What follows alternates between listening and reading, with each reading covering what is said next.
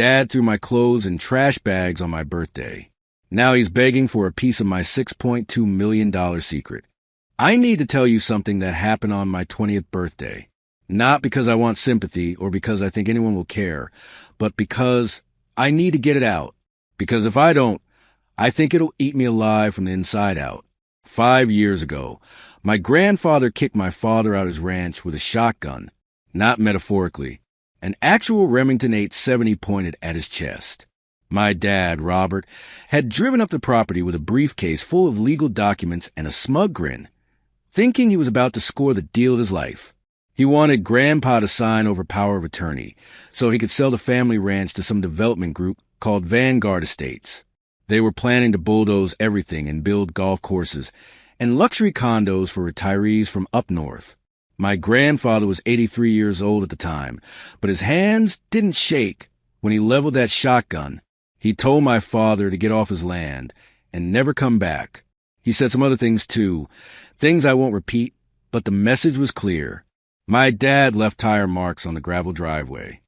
From that day forward, my parents acted like Grandpa was dead. They wouldn't speak his name. When I'd mention him at dinner, my mother would get this pinched look on her face, like she'd bitten into something rotten. My father would just stare at his plate and saw at his steak with more force than necessary. But here's the thing. I love that old man. He taught me how to fish in the creek that ran through Back 40. He showed me how to identify oak from hickory just by looking at the bark. He told me stories about my great-great-grandfather who'd worked that land when South Carolina still felt like the old South, when people grew things that mattered. So I kept visiting him. Every other weekend, I'd drive the 2 hours from our house in the suburbs to his ranch out in the middle of nowhere. I'd help him fix fences, clear brush, patch the roof when it leaked. We didn't talk much. Grandpa wasn't a chatty type, but the silence between us felt comfortable, like an old pair of boots. My parents hated it. My mother would stand in the kitchen with her arms crossed, lips pressed into a thin line, and tell me I was betraying the family.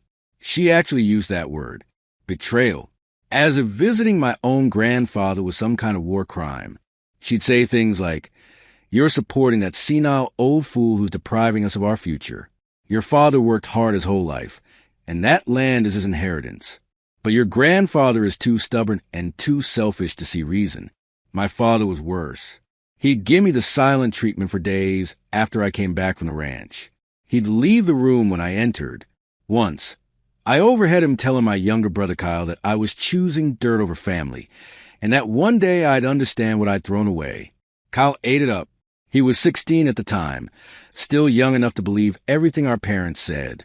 He started treating me like I was contaminated, like Grandpa's independence was a disease I might spread. Then Grandpa died. It was a Saturday morning in February. I got the call from his neighbor, Mr. Henderson, because Grandpa hadn't listed my parents as emergency contacts. Heart attack, quick and clean. Henderson found him in his workshop, slumped over his workbench with a hand plane still gripped in his fingers. I sat in my Focus in the grocery store parking lot, where I'd taken the call, gripping the steering wheel until my knuckles turned white, just letting it all out. An hour of me in the dashboard, staring at nothing, feeling everything. My throat was raw by the time I could even put the key in the ignition and drive out there. The funeral was small.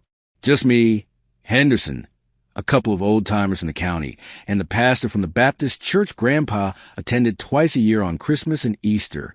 My parents didn't come. My mother said it would be hypocritical. My father said he had a work thing he couldn't miss. Kyle didn't even text me condolences. 2 weeks later, the lawyer called. Grandpa had set up something called a living trust years ago, probably right after the shotgun incident. The ranch, all 240 acres, was mine. Not my father's. Mine. The lawyer explained it carefully, like he was talking to a child.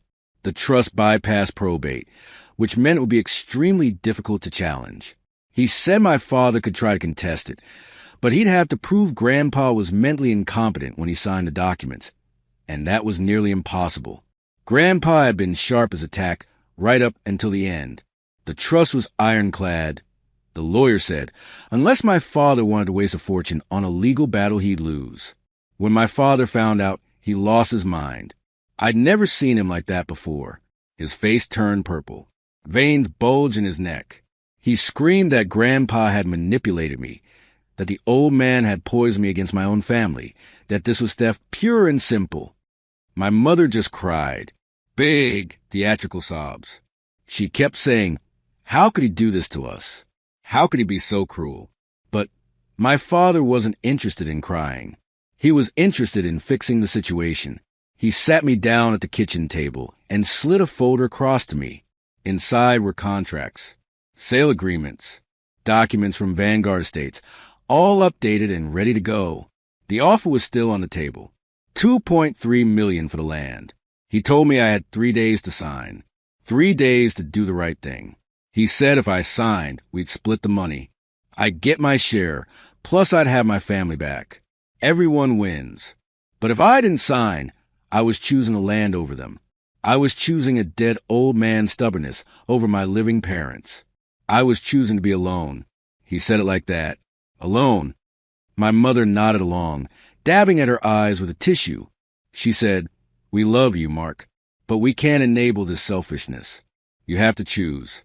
Us or dirt." Kyle just sat on the couch, staring at his phone, completely disinterested in the nuclear bomb going off in our living room. I took the folder. I told him I'd think about it. For 3 days, I barely slept. I worked my overnight shifts at the warehouse, loading trucks and scanning boxes, and during every break, I'd sit in my car and stare at those documents. I'd read the same paragraphs over and over until the words blurred together. Part of me wanted to sign. Part of me thought, what's the point of having land if you don't have family? What am I going to do with 240 acres in the middle of nowhere? I was 20 years old, making $12 an hour, living in my parents' basement. The smart move was obvious. So I decided I'd sign. I worked my shift on my birthday, February 18th. Overnight, 10 p.m. to 6 a.m. It was brutal. The warehouse was freezing and we were short-staffed, so I was doing the work of 2 people. By the time I clocked out, my back was screaming and my hands were numb. But I was weirdly calm. I'd made my decision. I was going to sign the papers, take my share of the money, and patch things up with my family. Life would go back to normal. We'd pretend the last 5 years never happened. On the way home, I stopped at the grocery store and bought a birthday cake from the bakery section. It was nothing fancy, just a small round cake with white frosting and happy birthday written in blue icing. It cost me $19, which was basically all the cash I had until my next paycheck. But I thought it would be a nice gesture, a peace offering. I drove home with the cake, sitting in the passenger seat, the plastic container balanced carefully so it wouldn't slide around.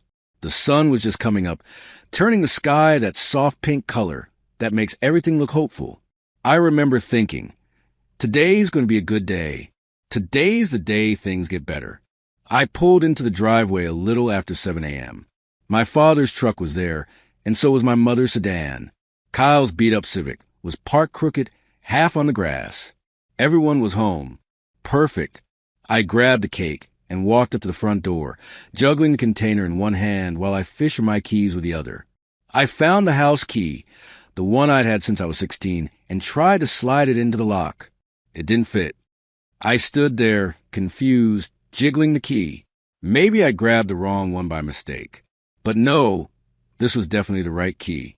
I tried again. The key wouldn't even go into the slot. Someone had changed the lock. That's when I looked down and saw them. Black garbage bags. 4 of them, lumped on the front lawn like body bags. My stomach dropped. I walked over and tore one open. Inside were my clothes, my books, my old laptop, my bathroom stuff. Everything I owned, crammed into trash bags and dumped outside like garbage. I just stood there, holding the cake, staring at those bags. My brain couldn't process it. This didn't make sense. I was coming home to make peace. I was going to sign the papers. Then the front door opened. My father stepped out. He was wearing his weekend clothes, jeans, and a polo shirt, and he had his morning coffee in one hand.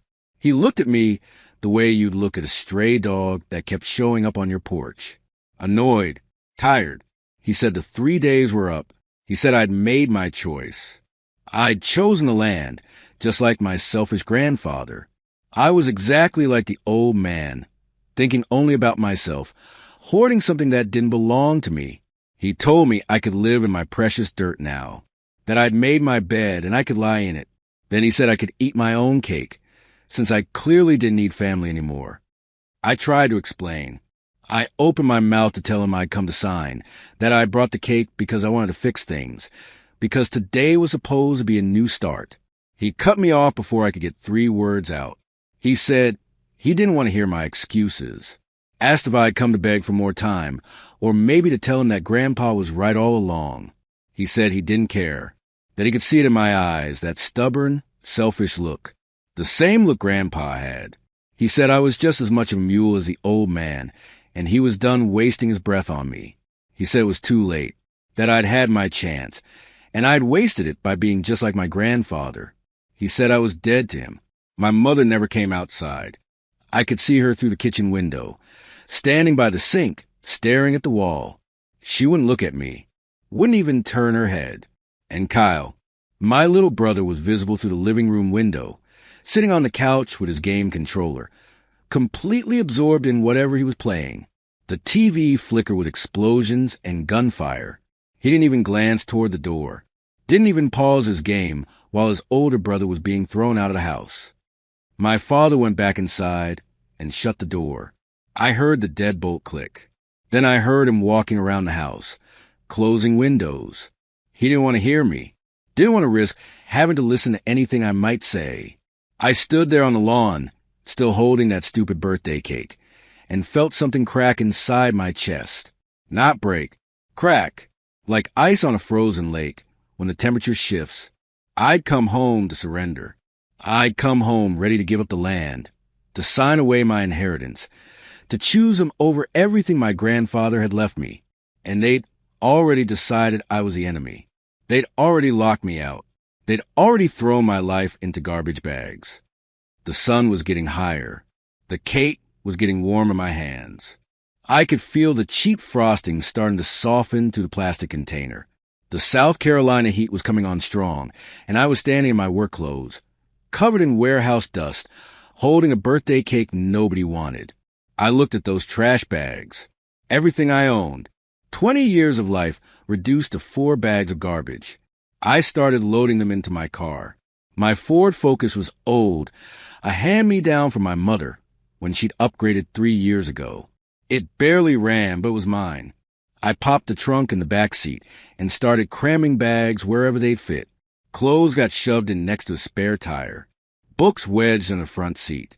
My laptop bag went on the floor. The whole time, my father never came back outside. The window stayed closed. The house was silent. When I was done, I stood there for a minute, looking at the place I'd lived my entire life. The white siding that needed painting.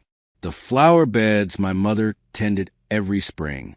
The basketball hoop over the garage where Kyle and I used to play horse until it got too dark to see. It didn't feel like home anymore. It felt like a stranger's house.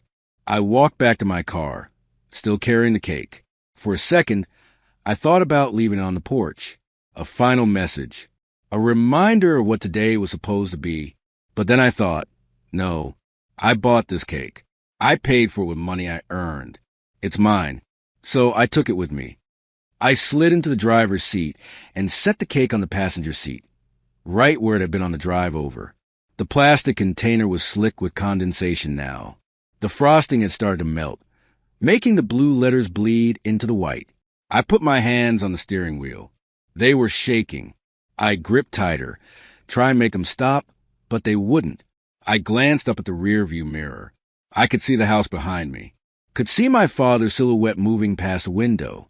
Could see Kyle's Civic, still parked crooked on the grass. I looked over at the cake. Happy birthday, it said in smeared blue letters.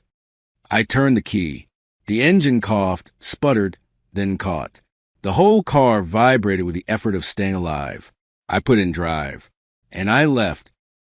The drive took 2 hours. 2 hours of back roads and pine trees and gas stations that looked like they hadn't been updated since the 80s.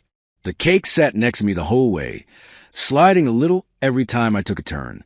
The frosting had completely melted by the time I hit the county line, turning the whole thing into a sad, glossy mess. But I didn't throw it out. I kept it right there on the passenger seat, like a reminder of what I'd lost, or maybe what I'd escaped from. I couldn't tell yet. The ranch sat at the end of a gravel road that hadn't been maintained in years. Potholes the size of dinner plates. Weeds growing up through the middle. My Focus bottomed out twice before I even made it to the property line. I could hear something scraping under the car, metal on rock, and I just prayed it wasn't the oil pan. When I finally pulled up to the house, the sun was starting to set. Golden light spilled across the property, making everything look almost beautiful for about 5 seconds. Then I actually looked at the place, and the illusion shattered. The roof was sagging in the middle like a broken back. Shingles were missing in patches, exposing raw plywood underneath. The porch had a hole in it big enough to lose a leg through. The windows were filthy, covered in years of dust and pollen, and what looked like bird droppings. This was mine now. This wreck, this money pit. I sat in the car for a long time, engine ticking as it cooled, just staring at the house. My grandfather had lived here for 60 years. 60 years of waking up to this view, walking these floors, fixing things when they broke. And now it was mine, and I had no idea what to do with it. I grabbed the cake and got out. My legs were stiff from the drive, and my back ached from the warehouse shift. I felt like I was 80 years old instead of 20. The front door wasn't locked. It never had been, as far as I knew. Grandpa used to say that anyone who wanted to rob him was welcome to try, but they wouldn't find much worth taking. He was right about that. Inside, the house smelled like dust and old wood, and something faintly sweet that I couldn't identify. Decay, maybe? The kind of smell that settles into a place when nobody's been living in it. Every surface was covered in a thin layer of grime. Cobwebs hung in the corners like torn curtains. I set the cake on the kitchen counter, right next to the sink. It looked absurd there, this melted birthday cake with smeared frosting sitting in the middle of all that abandonment. Happy birthday, Mark. Welcome to your inheritance. The electricity was off. I found that out when I tried the light switch and nothing happened. I flipped the breaker box in the hallway, but it didn't help. Either the bill hadn't been paid, or something was wrong with the wiring. Probably both. The water worked, at least. It came out brown for the first 30 seconds, then cleared up to something that looked almost drinkable. I splashed some on my face, and it was cold enough to make my teeth ache. That's when I saw the mailbox through the kitchen window. It was stuffed full, envelopes sticking out at odd angles. I'd driven right past it on the way in. I walked back outside, boots crunching on the gravel, and pulled out the stack of mail. Most of it was junk. Catalogs for farming equipment that Grandpa would never buy. Credit card offers. A few condolence cards from people I didn't know. And then, at the bottom of the pile, a manila envelope with red letters stamped across the front. Final notice. My hand shook as I opened it. Inside was a letter from the county tax assessor's office. It was written in that cold, bureaucratic language that makes everything sound worse than it already is. Property tax delinquency. Amount due, $12,400. Payment deadline, 90 days from the date of this notice. I checked the date. The notice had been mailed 6 weeks ago. That gave me about 45 days before the county could start foreclosure proceedings. $12,000. I had maybe $300 in my checking account. My last paycheck had gone to rent. Before my parents had kicked me out, I had nothing. I sat down on the porch steps, right there in the fading light, and tried to do the math. 45 days. Even if I worked double shifts at the warehouse, I couldn't make that kind of money. Not even close. My phone rang. I didn't want to answer it, but I looked at the screen anyway. My father. I almost let it go to voicemail. Almost. But some stupid part of me thought, maybe he was calling to apologize. Maybe he'd realized what he'd done. Maybe there was still a chance to fix this. I answered. He didn't apologize. He laughed. That's the first thing I heard, this cold, bitter laugh that made my stomach turn. He asked if I was enjoying my new palace. Asked if I had bought a yacht yet with all my inheritance money. Then he told me his buyer was still interested in the land, but the offer had dropped by 30% because the market had shifted. He said I should have taken the deal when I had the chance. Now I'd be lucky to get anything. He told me to call him when I was ready to grow up and stop being selfish. Then he hung up. I sat there holding the phone, staring at the screen until it went dark. I wanted to throw it, wanted to chuck it into the woods and watch it disappear into the underbrush. But I didn't. I just put it back in my pocket and sat there in the growing darkness, listening to the crickets start their nightly symphony. The house loomed behind me like a curse. That first night, I slept in my car. The house was too dark, too empty, too full of things I didn't want to think about. I reclined the driver's seat as far as it would go, which wasn't far, and tried to get comfortable among the garbage bags full of my life. The cake was still on the counter inside. I thought about bringing it out, but I couldn't stomach the idea of eating it. Not yet. Maybe not ever. I woke up when the sun hit my face through the windshield.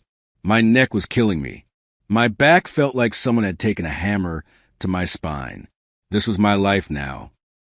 Over the next few days, I started going through the house, looking for anything valuable, anything I could sell or pawn to make a dent in that tax bill. I found plenty of junk.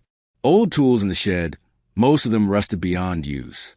A tractor in the barn that looked like it hadn't run since the Cold War. Boxes of magazines from the 50s and 60s, their pages yellow and brittle. I found Grandpa's gun collection, which consisted of 3 hunting rifles and the shotgun he'd pointed at my father. I thought about selling them, but the market for used firearms is tricky, and I didn't know who to trust. Plus, part of me felt like I should keep them. They were his. They meant something. Nothing else in the house was worth more than pocket change. No hidden cash. No valuable antiques. Just the accumulated debris of a long life lived simply. The rain started on the 3rd day. Not a gentle spring shower, but a real South Carolina downpour that sounded like gunfire on the roof. That's when I discovered the leaks. Water dripped through the ceiling in 7 different places. I spent an hour running around with every pot, bucket, and bowl I could find, setting them under the streams. The sound of water hitting metal filled the house. Plink, plink, plink, like a broken clock, counting down to something terrible. I stood in the middle of the living room, surrounded by buckets, and felt the weight of it all crushing down on me. This wasn't an inheritance. This was a prison. My grandfather had left me 240 acres of responsibility and a tax bill I couldn't pay. My phone rang again. My father, probably calling to gloat some more. I didn't even look. I just let it ring until it stopped. The basement was the last place I checked. I'd been avoiding it, partly because the stairs looked dangerous and partly because basements have always creeped me out. But I was desperate. If there was anything valuable in this house, anything at all, it would be down there. The steps were wooden and steep, and they'd grown under my weight like they might give out at any second. I had to use my phone as a flashlight, the pale glow barely cutting through the darkness. The air down there was cold and damp, with that particular basement smell of concrete and earth and things slowly rotting. The floor was cluttered with boxes and old furniture, and what looked like the remains of a workshop. I picked my way through carefully, testing each step before I committed my weight. The last thing I needed was to break my ankle down here. That's when I saw them. The crates. There were dozens of them, stacked high against the far wall, their wooden frames disappearing into the damp shadows of the basement. They were old, the wood dark and weathered, but they looked solid, heavy.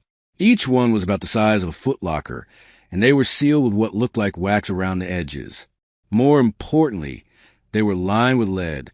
I could tell from the way they were constructed, with metal sheets visible at the seams. Lead lining meant whatever was inside was either valuable or dangerous. Maybe both. My heart started beating faster. This was it. This had to be it. Grandpa had hidden something down here, something he didn't want anyone to find. Silver bars, maybe, or gold coins. Old currency. Weapons. Something that would solve my problems. I grabbed a crowbar from the workbench and got to work on the first crate. The wax seal cracked and flaked away. The nails shrieked as I pried them loose, the sound echoing in confined space. My hands were shaking. I was sweating despite the cold. The lid came off with a final groan of protest. I shone my phone light inside, expecting to see gleaming metal or neat stacks of cash. Instead, I found blocks, thousands of them. They were rectangular, about the size of bricks, wrapped in yellowed wax paper that crinkled when I touched it. They were heavy, way heavier than they looked. Each one must have weighed several pounds. I unwrapped one carefully, pulling away the paper to reveal what was underneath. It was dark, almost black. The surface was rough and porous, like compressed dirt or maybe old tar. It didn't shine. It didn't gleam. It just sat there in my hand, dense and lifeless. I opened as many as I could, prying at the lids until my arms ached.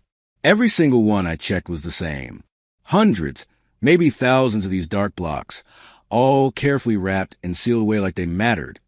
I sat down on the cold concrete floor, holding one of the blocks, trying to figure out what the hell I was looking at.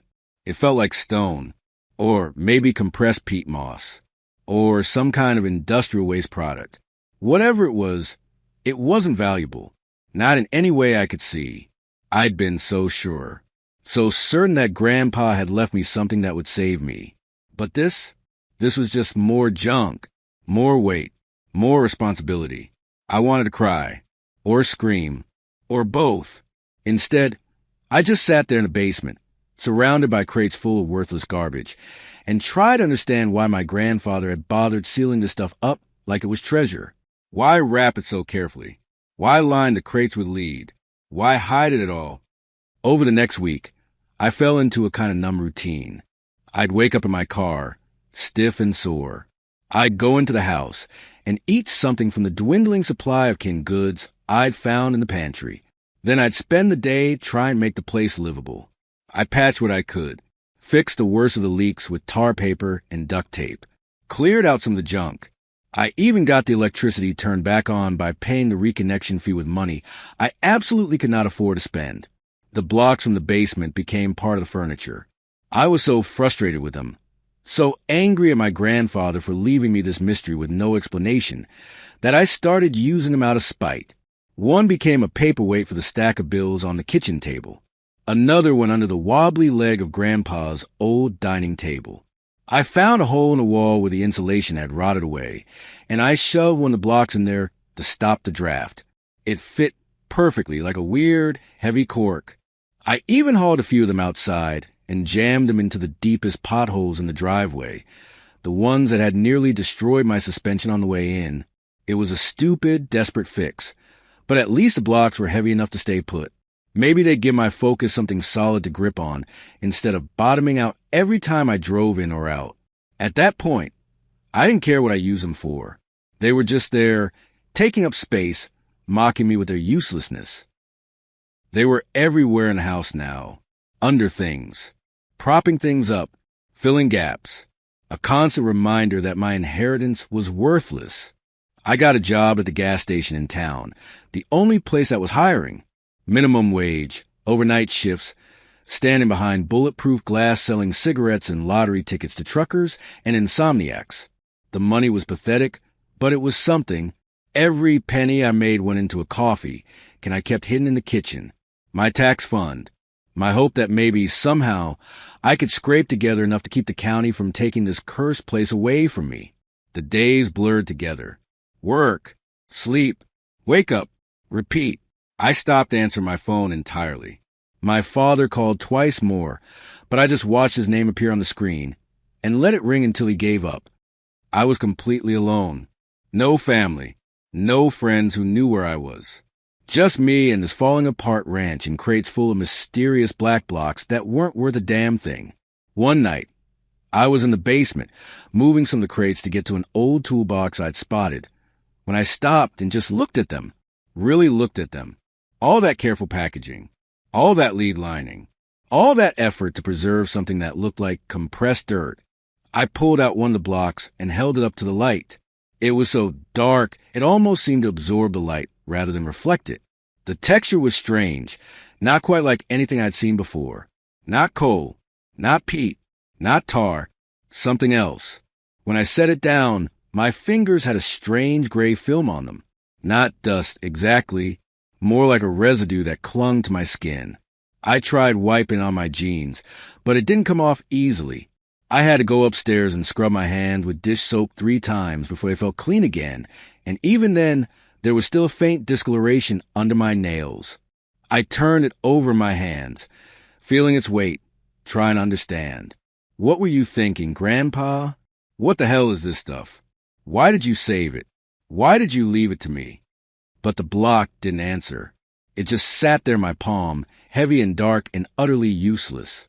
I looked at the crates, at the hundreds of identical blocks, still sealed away in their lead-lined boxes. All this work, all this care. For what? I carried the block upstairs and stood in the kitchen, looking at the melted birthday cake I still hadn't thrown away. It had started growing mold around the edges, blue-green fuzz creeping across the frosting. I should have tossed it days ago, but I couldn't bring myself to do it. It was the last thing from my old life. Even if it was rotting, I set the block down next to the cake and stared at both of them. One was a promise that had melted into nothing. The other was a mystery I couldn't solve. The block upstairs found its place next to the cake, sitting on the counter where I could stare at both of them. One was a promise that had melted into nothing.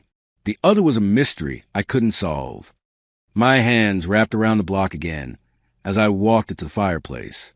For a second, burning it seemed like an option, just to see what would happen. But the fireplace was full of debris, and clearing out felt like more work than I could handle. So the block just stayed there in my grip, its weight pulling at my arms, that strange texture rough against my palms, the absolute wrongness of my grandfather spending so much effort to save something so worthless pressing down on me like the house itself. I spoke out loud, even though there was no one to hear me, even though I knew how crazy it was to talk to an empty house. I said what I'd been thinking for days, what had been building up inside me like pressure in a sealed container. I said, this wouldn't even work as firewood. The words echoed in the empty room. The block sat heavy in my hands. And somewhere in the darkness outside, the rain started falling again. The rain didn't stop. If anything, it got worse. What had started as a steady downpour turned into something biblical. The kind of storm that makes you wonder if maybe Noah had the right idea. Water came down in sheets, so thick I could barely see 10 feet past windows. The buckets I'd set up inside were overflowing faster than I could empty them, so I just gave up and let the water pool on the floor. I stood at the kitchen window, watching the driveway turn into a river.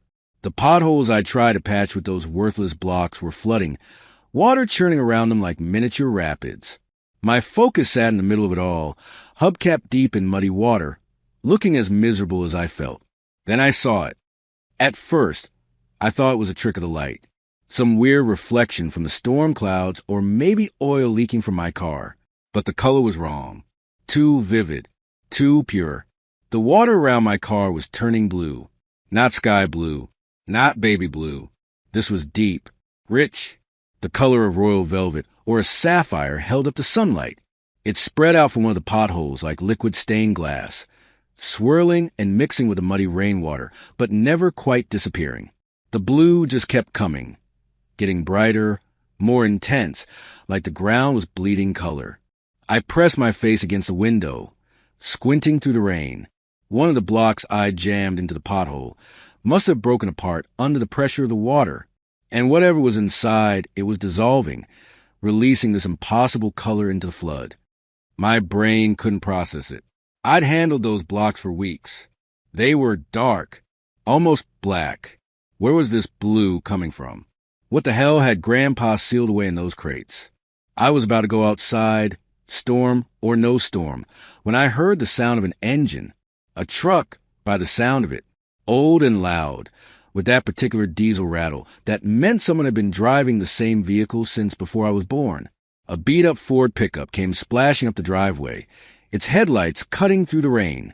It stopped near my focus, and I watched as an old man climbed out of the cab, moving carefully like his joints didn't work quite right anymore.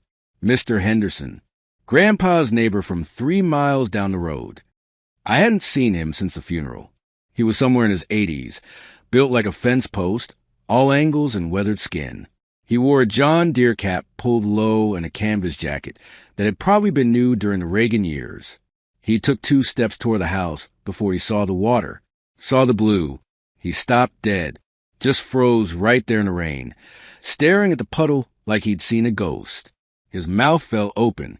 For a second, I thought he might actually fall over, but he caught himself on the hood of his truck. I opened the front door and yelled over the storm, asked if he was okay. He didn't answer, just pointed at the blue water with a shaking hand, then looked at me, then back at the water. Finally, he started moving again, half running toward the house despite the rain and his age. When he reached the porch, he was soaking wet and breathing hard, and his eyes were wild. He asked where I'd gotten it, where I'd found it. His voice cracked on the words. I didn't understand the question. Found what? The blocks? They were in the basement. Grandpa left them there. Henderson grabbed my shoulder, his grip surprisingly strong for a man his age. He told me to show him. Right now. No waiting. So I brought him down the basement, both of us dripping water on the stairs, my phone flashlight barely cutting through the dark. The crates were still there, still stacked against the wall, though I'd opened all of them by now. Hundreds of those dark blocks, wrapped in their yellowed paper, looking like the world's most boring treasure. Henderson went straight to them, didn't hesitate. He unwrapped one of the blocks with hands that knew exactly what they were doing, peeling back the wax paper to reveal the dark surface underneath. Then he lifted it to his nose and inhaled deeply, like he was smelling a fine wine. He looked at me with something between awe and disbelief, asked if I knew what this was. If Grandpa had told me anything before he died. I shook my head, said I thought it was some kind of old fuel or maybe compressed peat moss. Something Grandpa had saved for reasons I couldn't figure out. Henderson actually laughed. Not a happy laugh. More like the sound someone makes when they realize the universe has a sense of humor. He told me my grandfather was a fanatic, a preservationist, that he'd known something most people have forgotten. Real indigo was dying. The natural stuff, the kind that had built South Carolina's economy for 200 years, was being replaced by synthetic dyes. Cheaper, more consistent, but not the same. Never the same. Grandpa had saved the last harvest from our family's plantation. My great-great-grandfather's plantation, actually from back when indigo was still king. He'd processed it the old way, pressed it into cakes, sealed it in lead to keep out air and moisture, and hidden in the basement like it was gold bullion. Because, Henderson said, it basically was. He explained it to me there in the basement, both of us standing among the crates while water dripped from our clothes. Indigo wasn't just a dye. It was currency, blue gold. Before the Civil War, South Carolina's economy ran on 3 things: rice, cotton, and indigo. The British Navy paid top dollar for it. So did textile manufacturers across Europe. A good indigo harvest could make or break a plantation. Then chemistry happened. German scientists figured out how to synthesize indigo in a lab, and suddenly the natural stuff wasn't worth the effort. The plantations stopped growing it. The knowledge of how to process it faded away. Within a generation, real indigo was basically extinct in the commercial market. But some people never forgot. Textile historians, museum conservators, Japanese denim manufacturers who still use traditional methods. To them, real indigo wasn't obsolete. It was irreplaceable. Henderson told me about auction houses that sold antique indigo cakes for thousands per pound, about restoration projects for colonial-era flags and uniforms that needed authentic period dyes, about luxury clothing companies that would pay absurd prices for prestige of using real, naturally sourced indigo. He told me that what I had in my basement, properly authenticated and preserved for over a century in lead-lined crates, was probably worth more than the land it sat on. I didn't believe him. Couldn't believe him. I'd been using these things as doorstops. Henderson must have seen the doubt on my face, because he pulled out his phone, the screen cracked but still functional, and started showing me websites, auction results, historical societies, academic papers. The light from his screen illuminated both our faces in the dark basement, making us look like conspirators planning a heist. But he wasn't done. He went back to his truck, moving faster than I'd seen him move all day, and came back with something wrapped in a plastic grocery bag. Inside was an old journal, its leather cover water-stained and cracked with age. Grandpa's journal. Henderson said he'd been meaning to give it to me after the funeral, but he hadn't wanted to intrude on my grief. Now he was glad he'd waited. I opened it carefully. The pages were yellowed and brittle, covered in Grandpa's spidery handwriting. Most of it was farming notes, records of rainfall and crop yields, reminders to fix a tractor or call the vet. Normal stuff.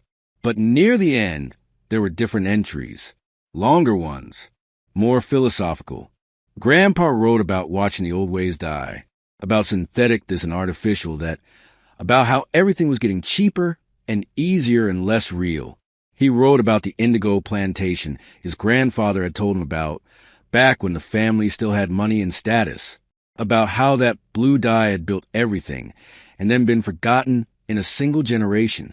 He wrote about finding the last crates of indigo cakes in an abandoned storage building on the property when he was young, about realizing what they were, about deciding to preserve them, to keep them safe, because someone should remember, someone should care. The last entry was dated 3 weeks before he died. He wrote that he was leaving everything to me because I was the only one who visited, the only one who cared about him as a person, not as a potential payday. He wrote that the land would teach me something important, if I was patient enough to listen, that sometimes the most valuable things look like junk until you understand what you're seeing. There was one entry that stopped me cold. Grandpa had written about how Carolina indigo had been used to dye the first American flags during the Revolution. The deep blue in those stars, the field that represented the new Union, that had come from South Carolina plantations. From indigo like what was sitting in his basement. He'd written, "We made the color of freedom." Someone should remember that. He didn't mention the indigo in the basement directly after that, but he didn't have to. I sat there, the journal heavy in my lap, and finally understood why he'd never said a word, why he'd lived with a leaking roof and a rusted tractor while sitting on a fortune. He wasn't hoarding it out of greed. He was protecting it.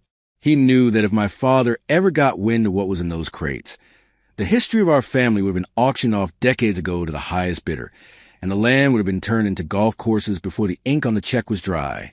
He'd waited for someone who saw more than just dollar signs, someone who would treat the land and the secrets buried beneath it with respect. He hadn't left me a map to a treasure chest. He'd left me the keys to a vault and waited to see if I was the kind of man who would appreciate the vault itself, not just the gold inside. I stood there in the basement, holding that journal, and felt something crack open in my chest. Not pain, recognition. Grandpa hadn't left me a burden. He'd left me a test, and a gift, and maybe a legacy. After Henderson left, promising to make some calls to people who would know how to properly authenticate and value the indigo, I went back to the basement alone. But this time, I looked more carefully. Really looked. The 6 crates I'd opened weren't the only ones. Behind them, hidden in the deeper shadows of the basement, there was a section I'd barely explored. A half-collapsed storage room with a door I'd assumed was just a closet. I pried it open. The hinges screamed in protest. Inside were more crates. Dozens of them. Stacked floor to ceiling, wall to wall, all identical to the first 6. All sealed with wax. All lined with lead. The room was a vault, and I'd been living on top of it for weeks without knowing. I pulled out my phone and started searching. Really searching. The way you do when you're trying to prove something to yourself that seems too good to be true. The information was all there, scattered across museum websites and textile history blogs and auction house catalogs. Indigo cakes. Blue gold. Carolina blue. The dye that built a state's economy and then vanished into history. I learned that natural indigo produces a color synthetic versions can't replicate. Something about the way the plant-based molecules bond to fabric creates depths and variations that chemistry can't match. Japanese denim companies still sought it out, paid premium prices for it, because serious denim heads could tell the difference. I learned that historical restoration projects desperately needed authentic materials, that replicas of colonial flags and Revolutionary War uniforms looked wrong with modern dyes, too consistent, too perfect. That museums had budgets specifically set aside for sourcing period-appropriate materials. I learned that properly preserved indigo cakes, stored in airtight containers away from light and moisture, could last centuries without degrading. That the lead lining Grandpa had used was actually the traditional storage method, borrowed from the old plantation days. I learned that recent auction sales had valued antique indigo at anywhere from $50 to $200 per pound, depending on age, provenance, and condition. Some particularly rare examples had gone for even more. I did the math in my head. Each crate probably held around 50 pounds. I'd counted at least 40 crates in that hidden room, plus the original 6. That was over 2,000 pounds, maybe closer to 3,000 if they were packed tight. Even at the low end of the price range, that was $100,000, maybe more. Enough to pay the property taxes 10 times over. Enough to fix everything. Enough to change my life. But Henderson had hinted at something bigger. He'd talked about authentication, about provenance, about the story. Indigo from a documented South Carolina plantation, preserved for over a century by the descendant of the original growers. That wasn't just dye. That was history. That was art. That was the kind of thing that made collectors lose their minds. I went back upstairs, past the buckets catching rainwater, past the melted birthday cake, still sitting on the counter, growing its garden of mold. I walked to the wall, where I'd shoved one of the blocks into the hole in the insulation. I pulled it out carefully now, reverently, like it was a bar of gold, because maybe it was. The weight of it felt different in my hands. Not heavy with uselessness, heavy with possibility. I looked around the house, seeing it all differently now. The block under the wobbly table leg, the one I'd use as a paperweight, the ones I'd thrown into the potholes outside, each one potentially worth hundreds or thousands of dollars, and I'd been treating them like gravel.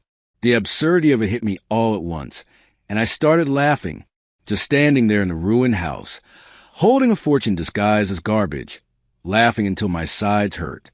Grandpa, you magnificent old bastard, you didn't leave me junk. You left me a bank vault, and I'd been using it as furniture. I spent the rest of the night going through the house, carefully retrieving every block I'd scattered around. The paperweight, the table shim, the draft stopper. I carried them all back to the basement, one by one, and res-tacked them with the others. My back ached from the lifting, but I didn't care. These weren't blocks anymore. They were assets. They were solutions. They were my grandfather's final gift, and I'd almost missed it entirely. The storm was still raging outside, but I barely noticed. I was too busy doing math, making plans, imagining futures that didn't involve bankruptcy and foreclosure. I thought about my father's phone calls, about how he'd laughed at me for keeping this worthless property, about how the offer had dropped by 30% and I should take it before it got worse. He didn't know. None of them knew. They thought they'd won by kicking me out, by forcing me to live in this wreck of a house with nothing but garbage and debt. I went the hole in the wall one more time, where I'd pulled out that block. The space looked empty now, just insulation and old wood and shadows. But something was different. I could see it differently. This whole house, this whole property, was different now. This wasn't a trap. This wasn't a punishment. This was a foundation. Something to build on. Something that made sense of all the suffering and isolation and fear I'd been drowning in for weeks. Grandpa had seen something in me. Something worth saving. Worth testing. Worth trusting with something valuable. And I hadn't even known what I was holding. I sat down on the basement stairs, exhausted and exhilarated and slightly terrified. My phone was dead from hours of research. The storm was finally starting to ease up outside. Dawn would come eventually, and with it, phone calls to make, Henderson's contacts, auction houses, maybe lawyers to protect whatever deal I was about to make. But for now, I just sat there in the dark, surrounded by crates full of blue gold, and let myself feel something I hadn't felt in a long time. Hope. I picked up one of the blocks again, held it close to my face in the dim light. The surface was still that same dark, almost black color, but I knew now what was hidden inside, what would pour out when water hit it, that impossible Brilliant blue that had made empires and bankrupted plantations and painted the sails of ships crossing the Atlantic. My hands were still stained from handling them, that gray residue that never quite washed off. I understood now. That wasn't dirt. That was pigment. History. Value.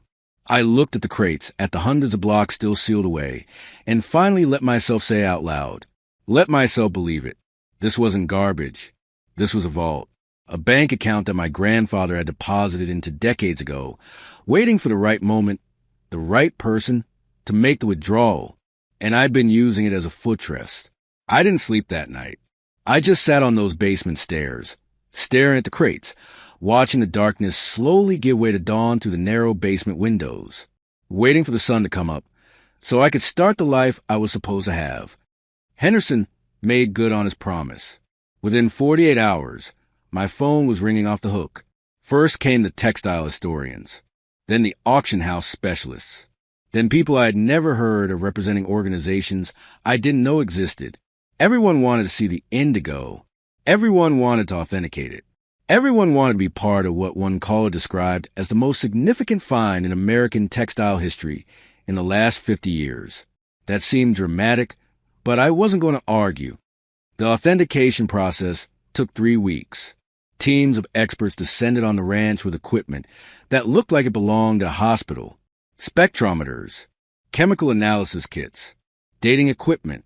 They took samples, ran tests, compared results against historical records from South Carolina plantation archives. Every test came back the same. Real indigo, naturally processed, age consistent with late 19th century production, perfectly preserved. Over 1,000 pounds of it, which made it the largest known cache of antique natural indigo in North America. One of the historians, a woman from the Smithsonian, actually cried when she saw the crates. Said she spent her entire career studying this stuff and never thought she'd see specimens as pristine. The offers started coming in before the authentication was even complete. Museums wanted samples. Textile companies wanted exclusive contracts. Private collectors were willing to pay absurd amounts just for the story. But the real money came from 2 sources I hadn't expected. First was Sotheby's. The auction house saw dollar signs. They wanted to sell the indigo as a collection, marketed as both a historical artifact and a usable resource. But more than that, they wanted to sell the story. Documented provenance from a known South Carolina plantation, preserved by 4 generations of the same family. The last commercial cache of pre-synthetic indigo in North America. They explained that provenance and rarity could multiply the base value by 10, 20, even 50 times. A pound of regular antique indigo might sell for $200. A pound with this kind of documented history and perfect preservation could command thousands. Second was Levi Strauss & Company, the denim people. They sent 2 representatives to the ranch, both dressed too nicely for the dirt roads and mud. They were polite but intense, asking questions about exclusivity and supply chains and heritage marketing. They wanted to create a limited edition collection of jeans using the authentic indigo, priced for people who wouldn't blink at spending $1,000 on pants. But more importantly, they wanted to partner with the Smithsonian on a restoration project. Apparently, the museum had been trying to properly restore several Revolutionary War-era flags, and they needed period-appropriate dye. Levi's would fund the restoration, get the publicity, and source their dye from my grandfather's cache.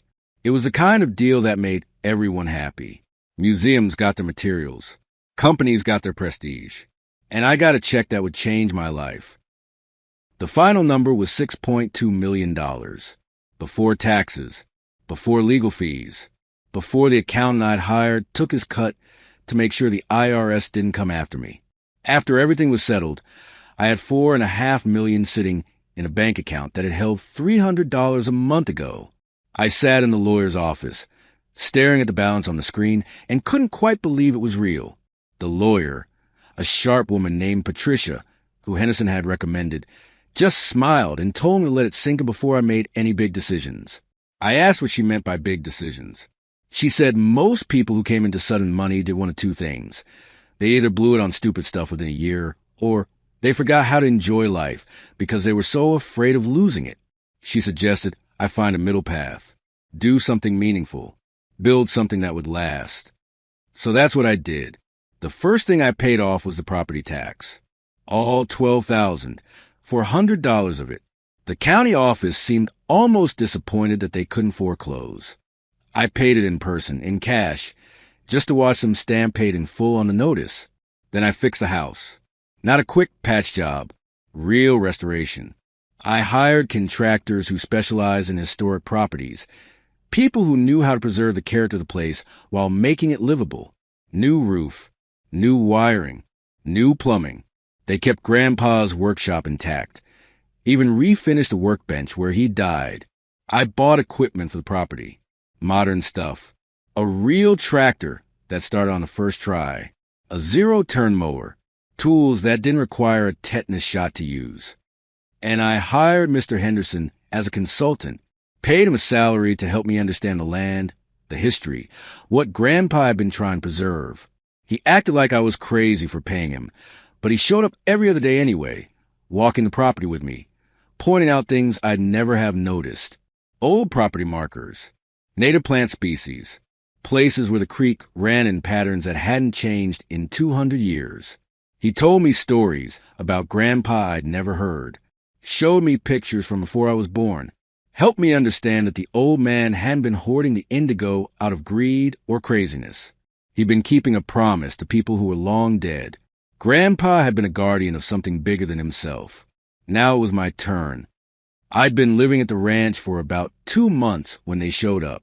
I was in the barn, organizing tools, when I heard the sound of cars coming up the driveway. Multiple vehicles. I walked out to see who it was, and my stomach dropped. My father's truck, my mother's sedan, Kyle's Civic. They'd found me.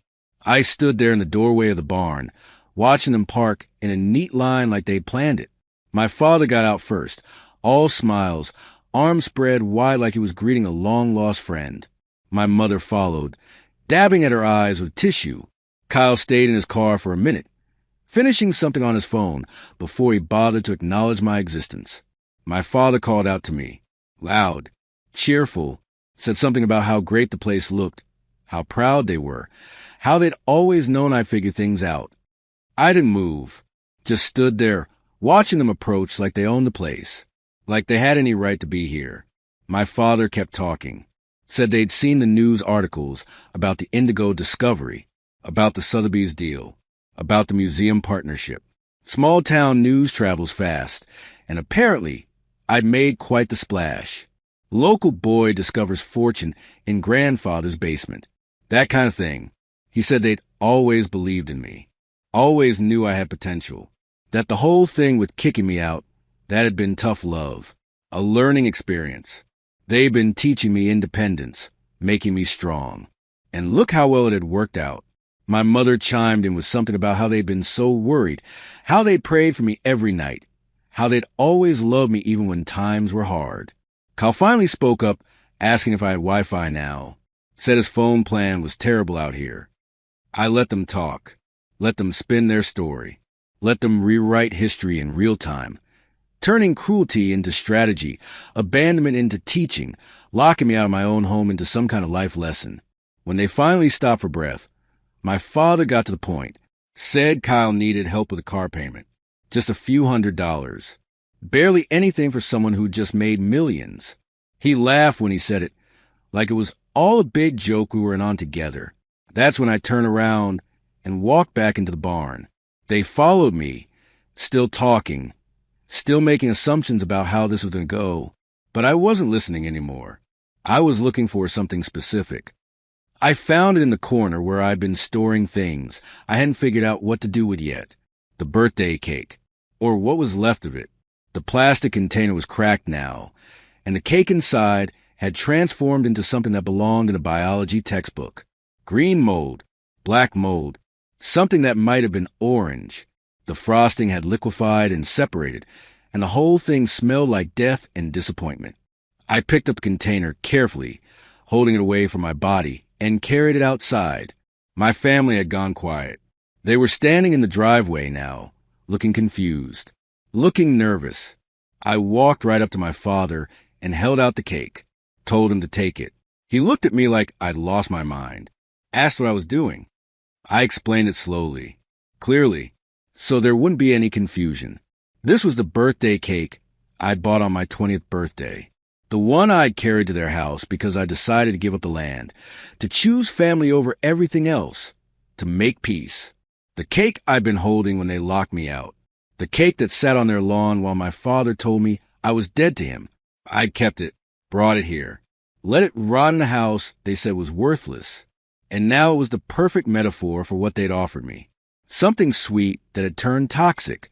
Something meant to celebrate life that had become a monument to decay. I told them they'd taught me to be independent. And they were right. I'd learned that people who love you don't lock you out on your birthday.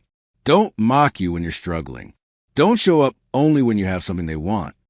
I told them they'd sold me out for the chance to make money off Grandpa's land. They'd chosen greed over their own son. And now they wanted me to pretend none of it happened. Wanted me to pay for Kyle's car like nothing had changed. Like I was still that desperate kid they could manipulate. But things had changed. I'd changed.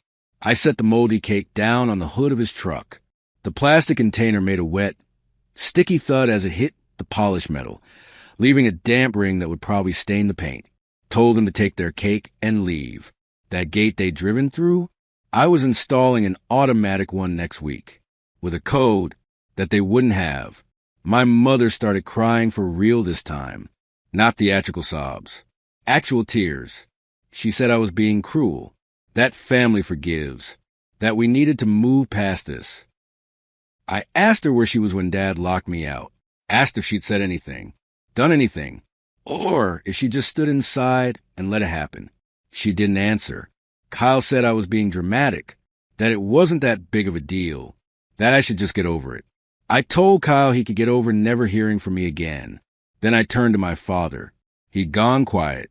The bluster had drained out of him, replaced by something that might have been shame, or might have been anger.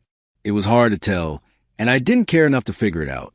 I told him Henderson still had Grandpa's shotgun, the one Grandpa had pointed at him 5 years ago.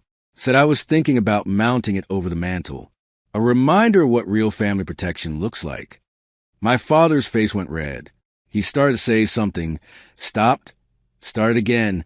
Then the businessman in him came out. He told me I thought I was smart, but that trust had been signed when Grandpa was senile. That any lawyer could see the old man wasn't in his right mind. That he'd see me in court, and when he won, I'd get nothing. The threat hung in the air between us. I looked at him calmly. Told him Patricia, my lawyer, was actually hoping he'd try that. She specialized in trust litigation and loved cases like this. Then I said the thing that made him understand he'd already lost. I had more money for lawyers now than he'd earn in 10 lifetimes. If he wanted to spend the next 5 years bleeding legal fees to fight a battle he couldn't win, I'd be happy to accommodate him. His face went from red to white. The bluster drained out of him like air from a punctured tire. He tried one more time, weaker now. Said I'd regret this. That family was everything. That money changes people, and not for the better. I agreed. Told him he was proof of that. He'd been willing to sell his own son for a real estate deal. And now he couldn't understand why that son didn't want him around. I set the moldy cake down on the hood of his truck, the container leaving a damp ring on the clean paint. Told him one more time to leave. They did, slowly, reluctantly. My mother looked back twice, like she wanted to say something, but she didn't. Kyle never looked back at all. My father peeled out on the gravel, spraying rocks, leaving deep ruts in the driveway I just had graded. I watched them go, watched their cars disappear down the road. Then I walked over to the gate and closed it manually, just for the satisfaction of hearing it clang shut. The sun was setting. The sky had that particular quality it gets in South Carolina, where the light turns everything golden and soft. The kind of sunset that makes you believe in beauty even when everything else is falling apart. I walked back to the house, past the barn, past the workshop, past the garden plot Henderson said Grandpa had tended for 40 years. The place looked different now. Better. Like it was becoming what it was always meant to be. Inside, I walked to the kitchen sink and washed my hands. The water ran over them, and I watched as that faint blue tint became visible in the light. It had been weeks since I'd handled the indigo directly, but the stain lingered. Henderson had laughed when he'd seen it, told me the old plantation workers used to have permanently blue hands. Badge of honor, he'd said. Sign of honest work. I looked at my hands, really looked at them. The blue was faint but undeniable. It had settled into the lines of my palms, the creases of my knuckles. No amount of scrubbing would remove it completely. It would fade eventually, but slowly, very slowly. And I realized I didn't want it to fade. This was proof, evidence, a permanent reminder that I'd touched something valuable and hadn't let it slip away, that I'd inherited more than land and debt.